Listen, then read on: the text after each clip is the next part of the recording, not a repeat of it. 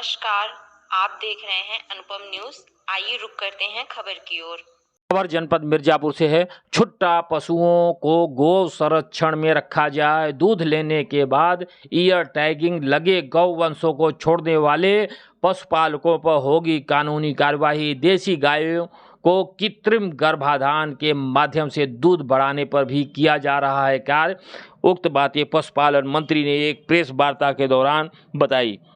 खबर को विस्तार पूर्वक से जानते हैं। प्रदेश के कैबिनेट मंत्री पशुधन एवं दुग्ध विकास, राजनैतिक पेंशन, अल्पसंख्यक कल्याण, मुस्लिम वक्फ एवं हज तथा नागरिक सुरक्षा विभाग धर्मपाल ने दोपहर लगभग 3:30 बजे अष्टभुजा डाक बंगले के मंडल के तीनों जनपदों के पशुपालन अधिकारियों के साथ बैठक कर गौवंश संरक्षण एवं संचालित योजनाओं के बारे में प्रगति की समीक्षा कर जानकारी ली। उन्होंने कहा कि छुट्टा पशुओं को गौशाले में पहुंचाना सुनिश्चित किया जाए। उन्होंने कहा कि पशुओं को मात्र गौशाले में ही पहुंचाया जाए, न कि जाए बल्कि इनके भूसा, हरा चारा, पेयजल आदि की समस्या भी बेहतर तरीके से सुनिश्चित कराई जाए। उन्होंने कहा कि देसी गाय का दूध अमृत के समान है तथा गाय ही एक ऐसा गौवंश है जिसे गोबर व मूत्र को भी पवित्र माना जाता है। उन्होंने कहा कि देसी गायों के दूध को बढ़ाने के लिए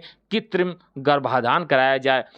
कैबिनेट मंत्री ने कहा कि इस प्रकार मुर्रा भैंस, साहिवाल, हरियाणवी आदि गाय भैंस के सीमन के पशुपालकों किसानों को मुफ्त में उपलब्ध कराया जाएगा, जो गरीब पशुपालकों बहुत ही उपयोगी सिद्ध होगा। उन्होंने सभी मुख्य पशु चिकित्सा अधिकारियों को निर्देशित करते हुए कहा कि छुट्टा पशुओं को गौशाला में रखें, किसी भी स्तर पर वे बाहर घूमने न पाए।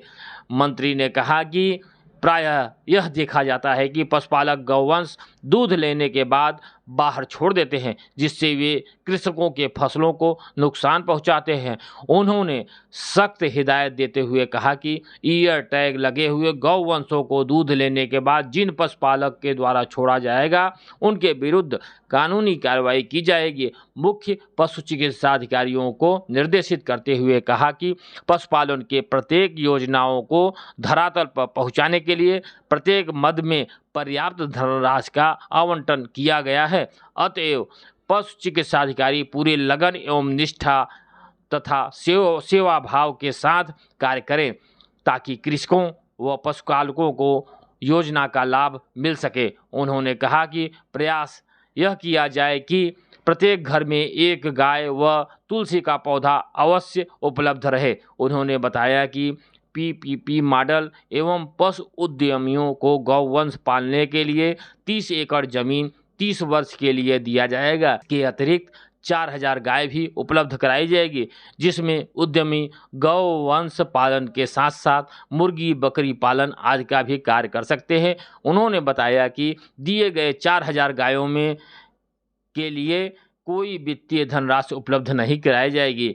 मंत्री ने कहा कि संक्रामक रोगों से बचाव के लिए अनवरत स्वास्थ्य परीक्षण तथा टीकाकरण 100% पूर्ण कर लिया जाए। गौशाला के निर्माण में तेजी लाने के साथ साथ गौशालाओं में संरक्षित गौवंशों के बारे में विस्तृत जानकारी ली गई। उन्होंने कहा कि गौशाला के निर्माण कार्य में जिला पंचायत राज अधिकारी एवं उपायुक्त मनरेगा के अपेक्षित सहयोग प्रदान किया जाए। माननीय मंत्री द्वारा मुख्य विकास अधिकारी से कहा गया कि गौशाला पर निरीक्षण अपने स्तर से करते रहें ताकि समुचित व्यवस्था सुदृढ़ बनी रहे। पत्रकारों से वार्ता करते हुए बताया कि समीक्षा बैठक में मिली कमियों को दूर करने के लिए अधिकारियों को कड़े निर्देश दिए गए हैं। उन्होंने ग्लोबल इन्वेस्टर समिट की चर्चा करते हुए प्रदेश में पहली बार मुख्यमंत्री योगी आदित्यनाथ के निर्देशन में पहली बार ग्लोबल इन्वेस्टर समिट का आयोजन किया गया है, जिसमें काफ़ी संख्या में उद्यमियों के द्वारा MOU पर हस्ताक्षर करते हुए प्रदेश में उद्योग लगाने की सहमति भी दी गई है। उन्होंने यह भी कहा कि किसी भी उद्योग को लगाने के लिए सुरक्षा, यातायात व्यवस्था तथा बिजली की पूर्ण भूमिका होती है। मुख्यमंत्री के निर्देशन में उत्तर प्रदेश में कानून व्यवस्था पूरी तरह से सुधरी हुई है। कोई भी माफिया या सुधर गया है तो सलाखों के पीछे है। यातायात व्यवस्था में बारे में बताया कि प्रदेश के सड़कों के जाल बिछाने के साथ साथ रेलवे यातायात में भी काफ़ी कार्य किए गए हैं। इसके अतिरिक्त जनपद के सभी जनपदों में एक समान विद्युत आपूर्ति की जा रही है। उन्होंने कहा कि प्रदेश में आने वाले उद्यमियों को पूरी तरह सुरक्षा प्रदान की जाएगी। पत्रकारों से वार्ता के दौरान बताया कि देश में राजनीति का स्वर्णिम युग आया है। प्रधानमंत्री कर्मयोगी हैं और वही प्रदेश के मुख्यमंत्री जन्मयोगी हैं। दोनों योगियों की सरकार में जनता को हर सुविधाएं मुहैया कराया जा रहा है।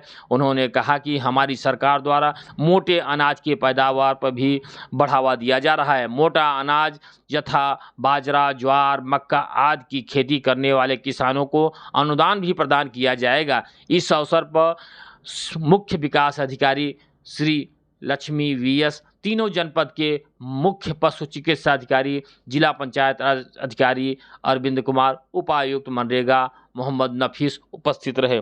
प्रस्तुत है अनुपम न्यूज़ के साथ पशुपालन मंत्री धर्मपाल से एक खास बातचीत। देखिए, कमियां मिली हैं, उन कमियों को कड़े निर्देश दे दिए हैं। अभी जो समीक्षा बैठक में निराश्रित गौवंश की संख्या कम दी है, हमने कहा ये ठीक नहीं है और निराश्रित गौवंश को छुट्टा पशुओं को प्राथमिकता से रोज उनको आश्रय स्थल में पहुंचाने का काम करें। पहुंचाने का ही काम ना करें, उन्हें चारा, भूसा, हरा चारा, पानी, प्रकाश, जाड़े से भी बचाव के उपाय, अब गर्मी से बचाव के उपाय, ये सब होनी चाहिए। निराश्रित गौवंश आश्रय स्थल में पहुंचकर उसकी मृत्यु ना हो, कड़ाई से निर्देश दिए हैं। दूसरा, देसी गाय का दूध अमृत है। देसी गाय के दूध की उत्पादनता बढ़ाने के लिए हमने उसमें सैक सीमन जो बछिया ही पैदा होगी, इसके लिए कीमत कम करने की बात आई है। जितनी कीमत बुंदेलखंड में 100 रुपये है, 100 रुपये की कीमत हम यहाँ भी कर देंगे। दूसरा,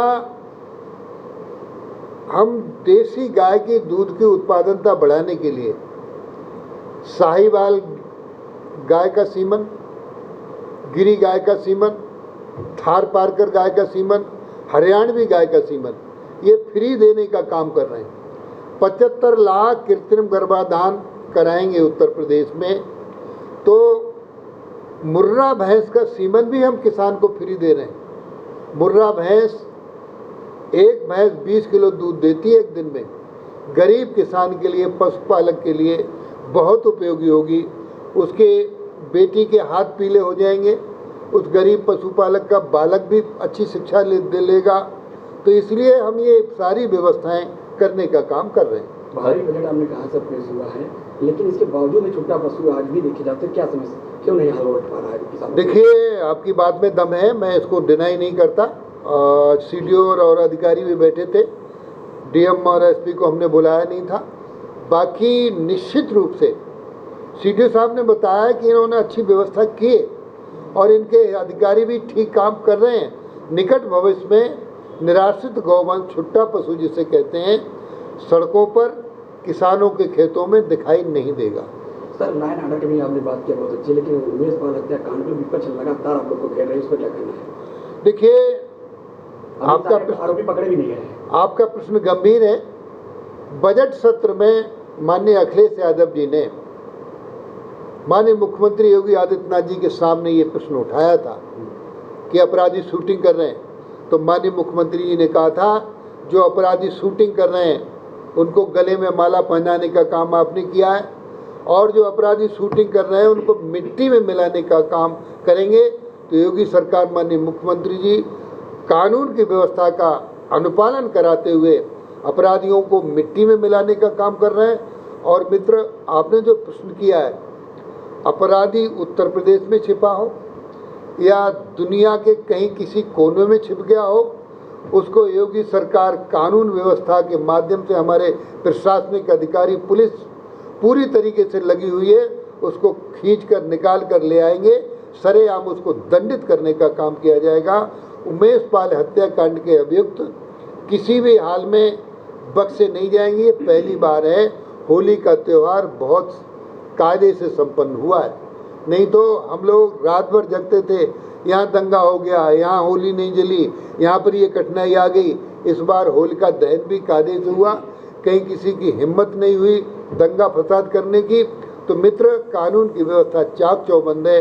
उमेश पाल हत्याकांड के जो अपराधी हैं किसी भी हाल में कहीं भी हों बख्शे नहीं जाएंगे। नगर निकाय को चुनाव को लेकर पिछड़ा आयोग ने रिपोर्ट सौंप दिया, क्या कब तक चुनाव होगा? सरकार देखिए, सरकार क्या दे रही है? सरकार की पूरी तैयारी है चुनाव कराने की। जैसे ही कोर्ट से आदेश मिल जाएगा तत्काल चुनाव करा दिए जाएंगे। सर, नंद बाबा योजना यहाँ मिर्जापुर में लागू है कि नहीं?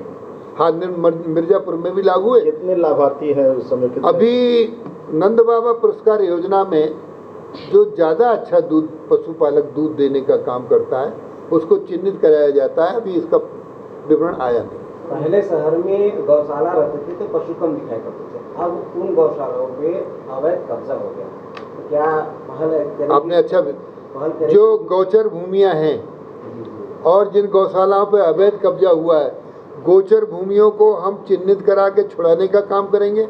उन भूमाफियाओं को जेल भेजने का भी काम करेंगे और गौशाला की भूमि पर यदि किसी ने कब्जा कर लिया है तत्काल छुड़वा करके उस पर कड़ी कार्रवाई करेंगे।